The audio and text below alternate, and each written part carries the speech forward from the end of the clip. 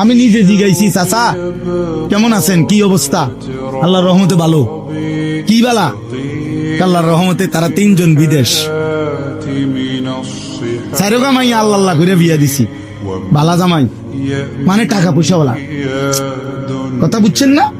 এই 2টা আল্লাহর রহমতে হুজুর আপনার গো দোয়ায় একখান ঘর করছি, বিল্ডিং 4টা রুম, প্রত্যেক রুমের লগে বাথরুম, ভিতরে রুম ডি শুদ্ধ টাইলস, বাথরুম ডি উদ্দা টাইলস। আল্লাহু আকবার, কত বড় কপা!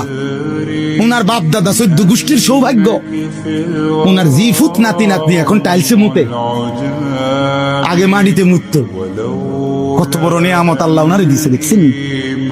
ওর ঘরে মুতে, আগে উঠানে মুতত।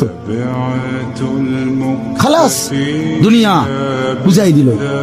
3 ছেলে বিদেশ, 4টা মেয়ে বিয়ে দিছে, একটা বিল্ডিং করছে, রাস্তার লগে কদ্দু জায়গা লইছে, ব্যাংকেও কোগা টাকা জমছে।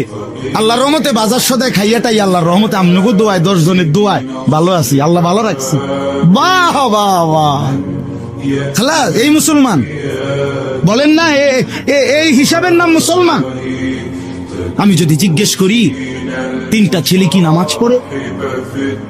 3 ছেলের বউ কি পর্দা করে? মেয়েগুলো যে স্বামীর বাড়িতে ওইখানে পর্দা পুশিদা আছে, সেগুলোর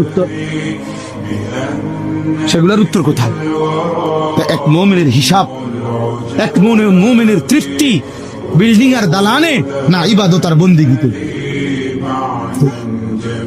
তো মুমিন তো হাসবে সেদিন, সবাই নামাজি হবে যেদিন।